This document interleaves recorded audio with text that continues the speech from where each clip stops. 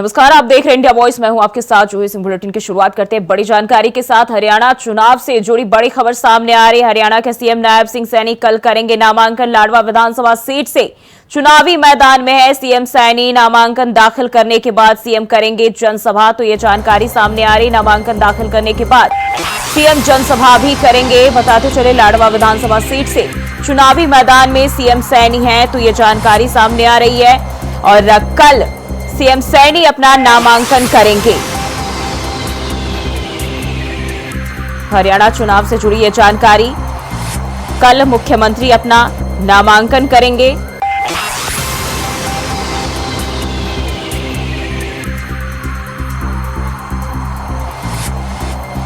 हरियाणा चुनाव से ये जुड़ी जानकारी सामने आ रही है। और हरियाणा के सीएम नायब सिंह सैनी कल अपना नामांकन दाखिल करेंगे। लाडवा विधानसभा सीट से चुनावी मैदान में सीएम सैनी हैं।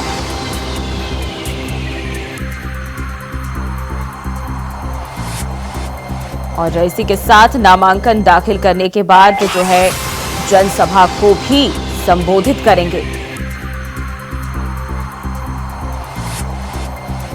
और इसी खबर पर ज्यादा जानकारी के साथ स्टेट हेड हरियाणा संदीप शर्मा हमारे साथ जुड़ गए। संदीप, जिस तरीके से देखें, चुनाव के जो जोर शोर है, हलचल है, अलग ही देखी जा रही है इस दौरान। और अब खुद मुख्यमंत्री भी अपना नामांकन दाखिल करने जा रहे हैं कल, क्या जानकारी मिल रही? देखिए, अगर चुनावों की विधानसभा चुनाव की बात करें तो एक इस बार जो है लाडवा से भी जो है बहुकोणीय मुकाबला देखने को मिलेगा इस बार चुनाव में। और क्योंकि जो है काफी पार्टियों ने अपने जो है उम्मीदवारों को जो है टिकट वहां से मिल गई है। और कल इसी के तहत जो है मुख्यमंत्री हरियाणा के जो नायब सिंह सैनी वो अपना नामांकन दाखिल करेंगे। तो करीब 9 बजे के आसपास जो है समय है उनके पास जो है पर्चा दाखिल करने का। उसके बाद जो है वो तुरंत जो है नामांकन जनसभा को भी संबोधित करेंगे। और वहीं पर अगर बात करें तो चुनावों के दौरान वहां से इनेलो से जो है कांग्रेस से मेवा सिंह जी को प्रत्याशी बनाया है कांग्रेस पार्टी ने। और इनेलो से जो है शेर सिंह बटशामी को जो टिकट दी है। तो अभी आम आदमी पार्टी का उम्मीदवार जो है देखना बाकी है। तो इसलिए कहा जा सकता है कि कहीं ना कहीं ये बहुत ही एक इंटरेस्टिंग मुकाबला होने वाला है और बहुकोणीय मुकाबला देखने को मिलेगा लाडवा से। बिल्कुल, जिस तरीके से देखिए, अब खुद मुख्यमंत्री भी चुनावी मैदान में है और ऐसे में क्या हलचल, अगर चुनावी माहौल के लिहाज से देखिए, क्या हलचल देखी जा रही है? देखिए, हलचल की जब बात करें तो देखो काफी अभी कुछ समय पहले हम खबरों में देख रहे थे तो वहां पर यही चीज सामने आ रही थी कि जो टिकटों को लेकर अगर हम बात करें तो बीजेपी में काफी असंतोष की भावना भी दर्शाई गई थी। काफी जो उम्मीदवार थे उनको टिकट ना मिलने से वो नाराज चल रहे थे। लेकिन कहीं ना कहीं ऐसा लग रहा है कि बीजेपी उसमें सामंजस्य बैठाने की कोशिश कर रही है और बाकी पार्टियां भी जो अपना पूरा जो है आंकड़े बैठाने की कोशिश कर रही है। तो मुकाबला कुल मिला के विधानसभा चुनाव का इस बार बहुत ही जबरदस्त इंटरेस्टिंग होने वाला है। बिल्कुल, जिस तरीके से मुख्यमंत्री के टिकट को बदला गया, सीट को बदला गया है, पार्टी ने जो दांव खेला है, इसका कितना फायदा होगा? देखिए, अगर बात करें दाव खेलने की तो दाव कहीं ना कहीं पार्टी इस वजह से प्रत्याशी को दूसरी सीट के लिए नामांकित करती है। कहीं ना कहीं उनको एक संशय होता है या कहीं ना कहीं उनको एक डाउट होता है कि किस जगह से क्या उनको एक मुकाबला अच्छे बेहतर तरीके से लड़ाया जा सकता है। तो कहीं ना कहीं मुख्यमंत्री को लाडवा से लड़ाने का एक ये जो निर्णय बीजेपी ने लिया है, ये आला कमान ने लिया है, वो उसकी वजह यही है कि लाडवा से कहीं ना कहीं नायब सिंह सैनी की एक प्रत्याशी जो है दावेदारी जो है मजबूत नजर आती है। जी, यानी कि कह सकते हैं कि कहीं ना कहीं बयार जो है अभी फिलहाल सीएम के पक्ष में है। जी, ये बिल्कुल कहा जा सकता है कि अगर वहां से अगर लाडवा से इनको चुनाव लड़ाने की अगर तैयारी है और कल नामांकन जिस हिसाब से वो भर रहे हैं और एक जनसभा को भी संबोधित करेंगे तो कहीं ना कहीं उनकी एक वहां से दावेदारी को मजबूत समझा जा सकता है। बिल्कुल, जिस तरीके से देखें, पूरी तैयारियां जो है की जा रही है और बीजेपी कहीं ना कहीं हैट्रिक लगाने की फिराक में। लेकिन अगर देखें हम तो नामांकन दाखिल करने के बाद सीएम जो है जनसभा को भी संबोधित करेंगे। क्या कुछ खास मुद्दे रहेंगे और किस तरह से जो है अपने कार्यकर्ताओं में जोश भरेंगे चुनाव को लेकर?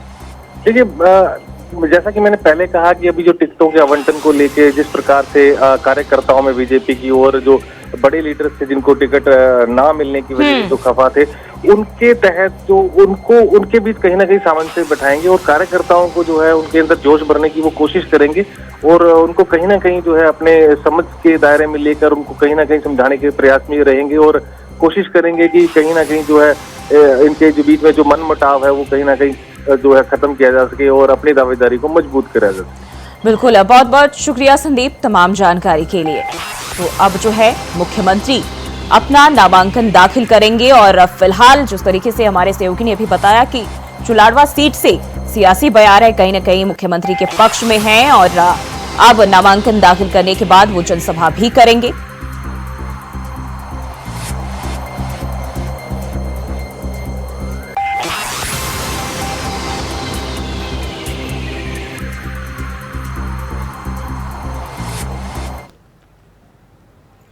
और वहीं बढ़ते आगे जौनपुर से जानकारी सामने आ रही है। मंगेश यादव के घर पहुंचे कांग्रेस नेता। मंगेश के घर पहुंचे कांग्रेस प्रदेश अध्यक्ष अजय राय। ये बड़ी जानकारी सामने आ रही है। कांग्रेस नेता मंगेश यादव के घर पहुंचे हैं और प्रदेश अध्यक्ष अजय राय मंगेश के घर पहुंचे। जौनपुर निवासी मंगेश यादव का एनकाउंटर किया गया था। सुल्तानपुर लूटकांड में जो है मंगेश यादव का एनकाउंटर किया गया था और तब से सियासत इस पर जो है लगातार देखी जा रही है। पहले समाजवादी पार्टी के लोग पहुंचे और अब कांग्रेस के भी प्रदेश अध्यक्ष पहुंचे हैं। तो लगातार मंगेश यादव हत्याकांड पर जो है अब सियासत देखी जा रही है और एक एक करके सभी जो है परिजनों से मिलने पहुंच रहे हैं, उनके परिवार वालों से बातचीत करने पहुंच रहे हैं। और इसी क्रम में मंगेश यादव के घर अब कांग्रेस नेता पहुंचे हैं और उनके परिजनों से मुलाकात करने प्रदेश अध्यक्ष अजय राय पहुंचे। जौनपुर से ये जानकारी।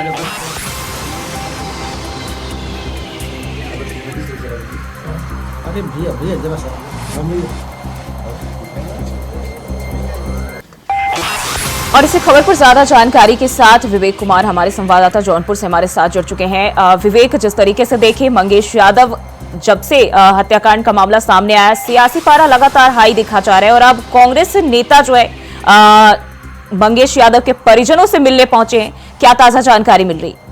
बिल्कुल जी, आपको बता दूं जो सुल्तानपुर डकैती कांड में जो है एसटीएफ ने मुठभेड़ के दौरान मंगेश यादव को मार गिरा, तो उसके बाद से जो है विपक्ष राजनीति करना शुरू कर दी है और होने वाले उपचुनाव को लेकर विपक्ष से मुद्दा बना रही है। तो लगातार जो समाजवादी पार्टी के मुखिया अखिलेश यादव जो है इस पर जो है बयान दे रहे हैं। तो वहीं आज जो है कांग्रेस प्रतिनिधिमंडल जो है अजय राय जो है तमाम जो है कांग्रेस नेताओं के साथ मंगेश यादव के परिजनों से मुलाकात किया। उन्होंने कहा कि ये मृतक परिवार के साथ कांग्रेस प्रतिनिधिमंडल है और उनके परिवार को सांत्वना दी। और वहीं उन्होंने मीडिया से बातचीत के दौरान कहा कि मंगेश यादव की हत्या की गई है योगी की सरकार में और अपराध चरम पर है जिस तरह से। और उन्होंने ये भी कहा अखिलेश यादव जी और राहुल गांधी जी जो है मृतक परिवार के साथ है और उन्हें आर्थिक सहायता देने की बात कही है कांग्रेस जी। बिल्कुल, पहले हमने देखा कि सपा का प्रतिनिधि मंडल भी पहुंचा था और उसके बाद भी जो है सियासत थमने का नाम नहीं ले रही थी और अब जो है कांग्रेस भी पहुंचे। किस ओर जाता दिखाई दे रहा है ये? बिल्कुल जो है सामने उपचुनाव है तो समाजवादी पार्टी के मुखिया अखिलेश यादव ने कहा था जात पात का आरोप लगाते हुए इस घटना को जो है फर्जी इनकाउंटर बताया था। तो वही राहुल गांधी ने योगी सरकार पर निशाना साधा। तो लगातार विपक्ष जो है मंगेश यादव को एक अहम मुद्दा बनाना जा रहा है कि सामने उपचुनाव को लेकर जात पात विपक्ष जो है जाति तत्वों को जो है मजबूत करने के लिए इस तरह से जो घेरने के काम करे सरकार को। तो वही सरकार की तरफ से बयान आया है अपराधी कोई भी जात का अपराधी है तो उसे सजा दी जाएगी। लेकिन जिस तरह से जो है सुल्तानपुर डकैती कांड को लेकर जो है मंगेश यादव की एनकाउंटर में मौत के बाद लगातार जो है सियासी जो है हड़कंप मचा हुआ जी। बिल्कुल, जिस तरीके से देखें विवेक, कहीं ना कहीं अखिलेश यादव ने भी इस पर सवाल खड़े किए थे और वहीं इसको लेकर यह भी कहा गया कि यादव जो जातिवाद है इसको लेकर कहीं ना कहीं इसे एक नए मोड़ की ओर ले जाने की कोशिश की जा रही है।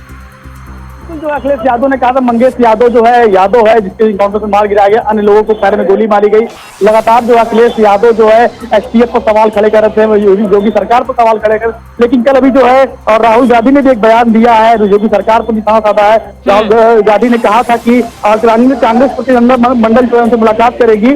तो वही यूपी में कानून का शासन नहीं है क्योंकि राहुल गांधी का एक बयान जो आया था। लगातार जो राहुल गांधी भी अब योगी सरकार घेरने का काम कर रहे हैं। कहीं ना कहीं जो है सियासी जो है गलियारों में खड़कम मचा मंगेश यादव को लेकर लगातार राजनीति हो रही है। लगातार जो है एक हर दिन एक नया बयान सामने आ रहा है जी।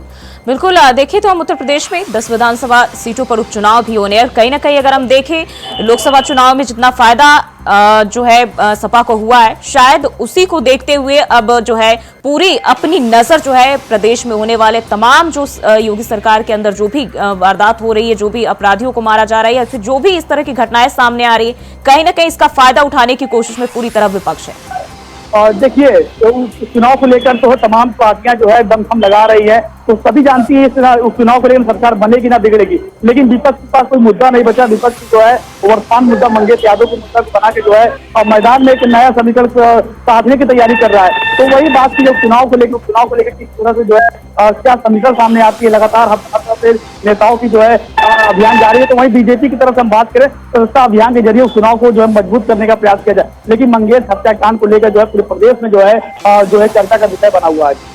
बिल्कुल, बहुत बहुत शुक्रिया विवेक तमाम जानकारी के लिए। और रुकते हैं छोटे से ब्रेक के लिए, फौरन हाजिर होते हैं।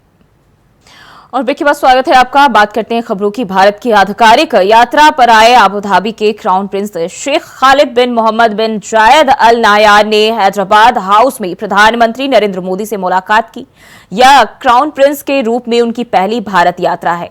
कल नई दिल्ली पहुंचे और जब केंद्रीय मंत्री पीयूष गोयल ने उनकी अगवानी की, क्राउन प्रिंस के साथ यूएई सरकार के कई मंत्री और एक व्यापारिक प्रतिनिधि मंडल भी भारत आया है।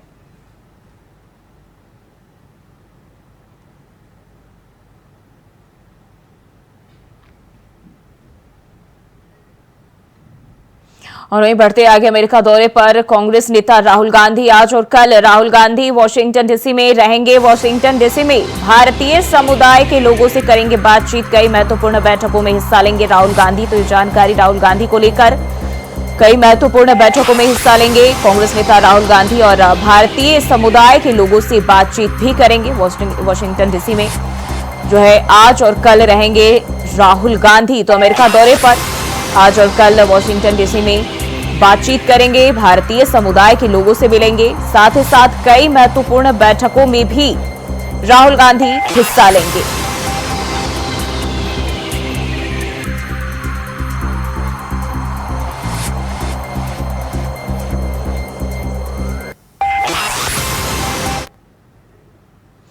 वहीं कांग्रेस सांसद और लोकसभा में विपक्ष के नेता राहुल गांधी के टेक्सास में दिए गए बयान पर केंद्रीय मंत्री गिरिराज सिंह और भाजपा सांसद प्रवीण खंडेलवाल ने अपना बयान दिया है। क्या कहा, चलिए आपको सुनाते हैं। तो युवराज हैं और तीसरी बार भी कांग्रेस को राहुल गांधी के नेतृत्व में भारत की जनता ने नकार दी, 99 पे आके अटका दिया। और ये दुनिया में जाकर के जो भारत आज मेक इन इंडिया के रूप में, जो भारत इनके कार्यकाल में डिफेंस इंपोर्ट होता था वो एक्सपोर्ट कर रहा है, वो भारत जो देश में 19 लाख करोड़ का इंपोर्ट था वो आज 80 लाख करोड़ पे पहुंच गया। वो भारत की तारीफ करने के बजाय बाहर में जाकर के, इंडिया के बाहर, भारत के बाहर जाकर भारत को गाली देना, ये तो लगता है चाइना की तारीफ करना, दुश्मन देश की तारीफ करना, ये लगता है चाइना के पैसे पर पलते हैं और चाइना की ही बात ब्रांडिंग करने के लिए ये बाहर में जाके चाइना का ब्रांडिंग कर रहे हैं। इन पर तो ऐसे लोगों को, अगर कानून भारत में नहीं होता, अगर मोदी जी संविधान की रक्षा नहीं करते, तो ऐसे लोगों को देशद्रोह का मुकदमा चलाना चाहिए, जो भारत की निंदा भारत के बाहर जाके करे, भारत को बदनाम करे और दुश्मन देशों की तारीफ। राहुल गांधी एक मृग मरीचिका में जी रहे हैं। उनको वास्तव में स्थिति का पता ही नहीं है और चीन का जिक्र करके उन्होंने एक बार फिर देश को ये बता दिया कि वो चीन से कितना प्रेम करते हैं, जबकि पूरा देश चीन से और चीन के सामान से उसके बहिष्कार में जुटा हुआ है। राहुल गांधी का भारत में समस्या रोजगार की को कहना, देश के प्रति वो क्या सोचते हैं वो साफ साफ दिखाई देता है। प्रधानमंत्री नरेंद्र मोदी के आने के बाद हर साल लाखों रोजगार देश में सृजित हो रहे हैं और अगर आज रोजगार की कोई समस्या यदि है तो समस्या एक लंबे काल तक कांग्रेस ने देश प्रशासन किया। कांग्रेस इस प्रकार की व्यवस्था नहीं कर पाई कि जिस अनुपात में पॉपुलेशन बढ़ती है उस अनुपात में रोजगारों का सृजन भी हो।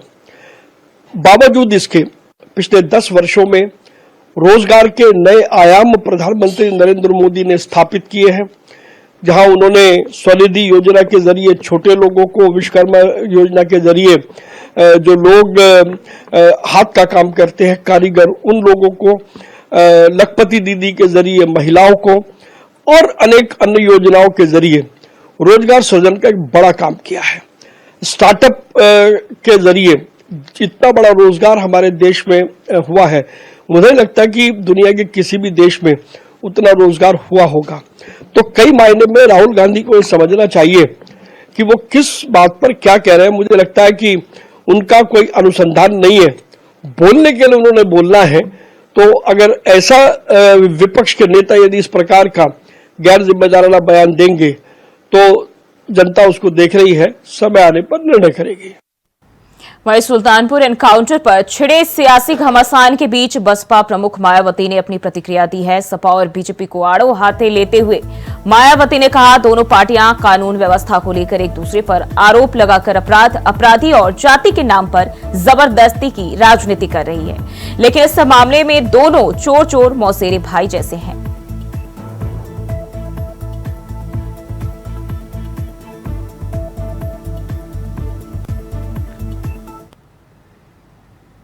और उत्तर प्रदेश के मंत्री संजय निषाद ने कहा, हमारे समय में जांच एजेंसियां अपराधियों को सजा दिलाने के लिए काम कर रही है। हमारी सरकार ने जीरो टॉलरेंस की नीति अपनाई है।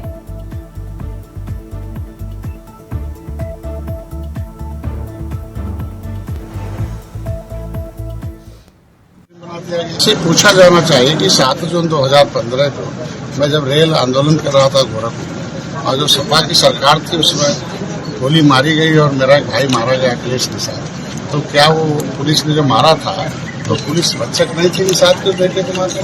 302 को मेरे को मुलजिम बना दिया गया और आज बच्चक हमारा समाज नहीं होता तो मैं तो जेल में सकता। ऐसे जिसकी सरकारों में होता रहा है उसको हमेशा लगता है कि ऐसा हमारी सरकार ने जांच एजेंसियों को, शासन को, जो लोकतंत्र के 4 स्तंभ है, विधायिका, कार्यपालिका, न्यायपालिका, मीडिया, सब अपना काम, इनके समय में जांच एजेंसियां संरक्षण प्राप्त थी, हमारे समय में जांच एजेंसियां सजा दिला रही है। पूछा।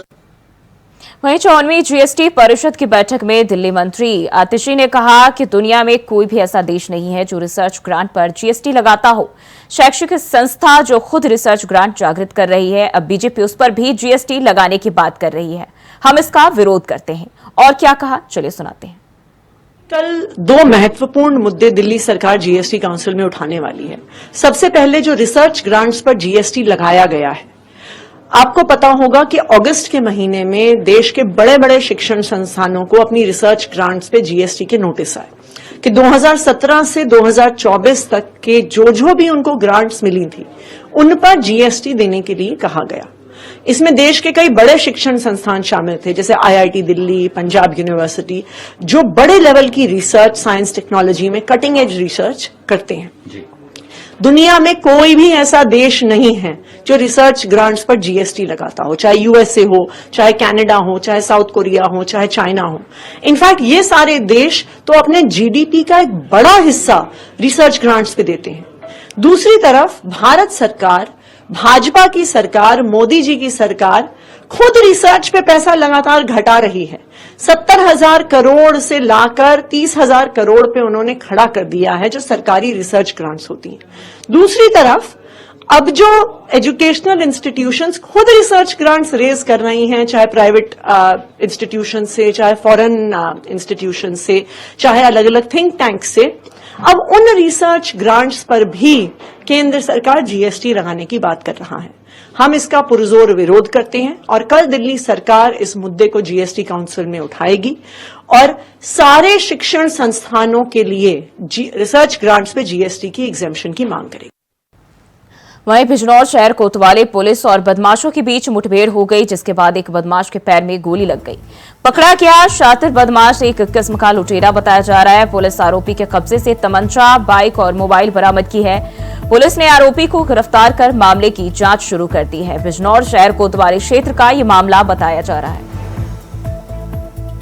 थाना कोतवाली क्षेत्र में 17 अगस्त को एक लूट की घटना हुई थी, जो जीडी मार्बल पे लूट की गई थी। उसी संबंध में आज मुखबिर से सूचना प्राप्त हुई थी कि ये भोगी नहर की तरफ रशीदड़ी के आसपास आने वाला है। इस सूचना पर पुलिस ने चेकिंग लगाई थी। बदमाश को आते देख पुलिस ने रोकने की कोशिश की तो वो फायर करते हुए भागा। पुलिस ने पीछा किया, उसको सरेंडर के लिए कहा, लेकिन वो लगातार फायर करता रहा। एक एसआई है मर्दुल, उनके बुलेट प्रूफ में गोली लगी। पुलिस ने सेल्फ डिफेंस में कंट्रोल फायरिंग की, जिससे एक बदमाश घायल हुआ है। उसको जिला अस्पताल उपचार के लिए भेजा गया है। ये लूट की घटना में शामिल था। इससे पहले इन्होंने 2022 में हरिद्वार में भी एक ज्वेलरी की शॉप पे घटना की थी, जिसमें जेल रहा था। अभी छूट के आने के बाद इसने फिर ये घटना की है। वहीं यूपी के कानपुर में एक बड़ी साजिश सामने आई है। अनवरगंज कासगंज रूट पर कानपुर से भिवानी जा रही कालिंदी एक्सप्रेस रविवार रात बेपटरी होने से बच गई, लेकिन किसी ने रेलवे ट्रैक पर भरा एलपीजी सिलेंडर रखकर ट्रेन हादसे की साजिश रची थी। तेज रफ्तार ट्रेन जब सिलेंडर से टकराई तो तेज आवाज आई और इसी को देखते हुए लोको पायलट ने इमरजेंसी ब्रेक लगाकर ट्रेन रोक दी। मौके पर रेलवे पुलिस और प्रशासनिक अधिकारी मौजूद रहे। वहीं पुलिस और अधिकारी हर एंगल में मामले की जांच कर रहे हैं।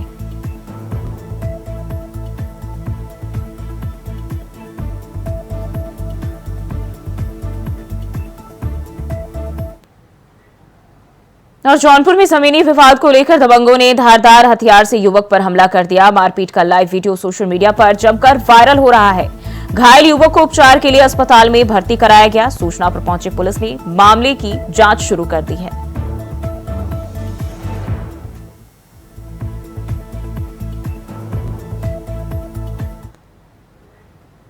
बढ़ते हैं आगे। सपा प्रमुख अखिलेश यादव ने बिना नाम लिए कैबिनेट मंत्री संजय निषाद के एनकाउंटर वाले बयान पर पलटवार किया है। सपा अध्यक्ष अखिलेश यादव ने एक्स पर लिखा, जिनकी अपने दल में कोई सुनवाई नहीं, वैसे जाने वालों की बात का क्या बुरा मानना। जिनके शासनकाल में महीनों आईपीएस फरार रहा, 15 लाख प्रतिदिन की कमाई वाले थानों की चर्चा हो, भाजपाई खुद पुलिस का अपहरण कर रहे हो, दंड संहिता की जगह बुलडोजर संहिता ने ले ली हो, कानून व्यवस्था शब्द बनकर रह गए हो, कोर्ट की डपट खाना जिनकी आदत बन गई हो।